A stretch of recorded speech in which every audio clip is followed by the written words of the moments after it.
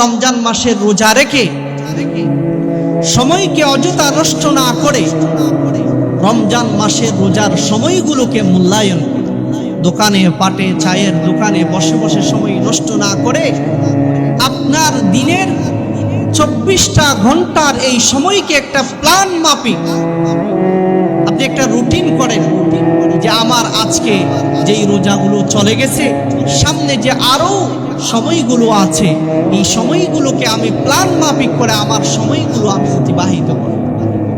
তারাবির পরে যত দ্রুত সম্ভব গল্প গুজবে সময় না কাটিয়ে ঘুমের জন্য চলে যাব। কারণ নবী সাল্লাল্লাহু আলাইহি ওয়াসাল্লাম ইয়াকরাহু আন-নাওমা ক্বাবলা আল-ইশাই ওয়াল হাদিসা বা'দা আল-ইশা।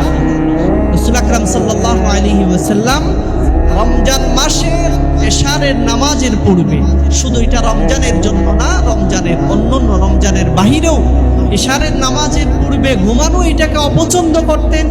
রমজানের এশারের নামাজের পরে গল্প গুজবে সময় কাটানো এটাকে অপছন্দ করতেন। এই জন্য রাসূলুল্লাহ তারাবির পরে খুব দ্রুত নিজের স্ত্রীদের কাছে চলে যেতেন। এবং আপনি তারাবির পরে যখন খুব দ্রুত সময়ে ঘুমাতে যাবেন তো তখন ভোর রাত্রে উঠতে আপনার জন্য সহজ হবে। যত দ্রুত সম্ভব ভোর রাত্রে উঠে তাহাজ্জুদের নামাজ পড়লাম, নামাজে কোরআন তেলাওয়াত করলাম, একদিকে রমজান মাসের সওয়াব, অন্যদিকে রমজান মাসে আপনি কোরআন তেলাওয়াত করবেন, নফল ইবাদতে ফরজের সমতুল্য সওয়াব, কেউ যদি ফরজ আদায় করে 70টি ফরজের সমতুল্য সওয়াব, সওয়াবে পরিপূর্ণ একটা মৌসুমে যখন আপনি তাহাজ্জুদ নামাজ পড়বেন, এই তাহাজ্জুদের নামাজ যখন আবার কোরআন তেলাওয়াত করবেন, এক এক হরফে কমপক্ষে 10 নেকি, মান জাআ বিল হাসানাতি ফালাহু আশরু আমসালিহা, আল্লাহ তাআলা আবার এই নেকিকে কমপক্ষে 10 গুণ পরিমাণ বাড়িয়ে দিবেন। বাড়াতে বাড়াতে 700 গুণ পরিমাণ আল্লাহ তাআলা বাড়াবেন। কেমন সওয়াব হতে পারে! তাহাজ্জুদ নামাজে যখন দাঁড়িয়ে আপনি কোরআন পড়বেন তার কি পরিমাণ সওয়াব আল্লাহ তাআলা আপনাকে দান করবেন, কল্পনাও করা যায় না। এরপরে হাতে 10 থেকে 15 মিনিট সময় থাকা, 50টি আয়াত তিলাওয়াত করার মতো সময় হাতে রেখে, অর্থাৎ 10 থেকে 12 মিনিট সময় হাতে রেখে আপনি সাহরি খাওয়া শেষ করবেন। এটা রাসূলের সুন্নাহ।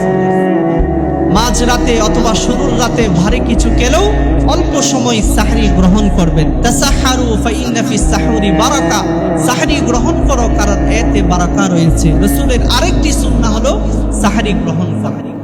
আমি আপনি যখন সাহরি গ্রহণ করব রাসূলের একটা সুন্নাহ আদায় হবে।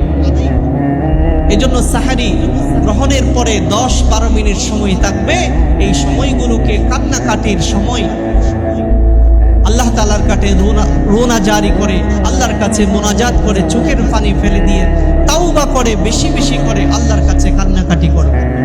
এরপরে ফজরের সময় যখন আসবে, ফজরের সুন্নতটা ঘরে পড়ে মসজিদে গিয়ে জামাতের সাথে নামাজটা আদায় করবে।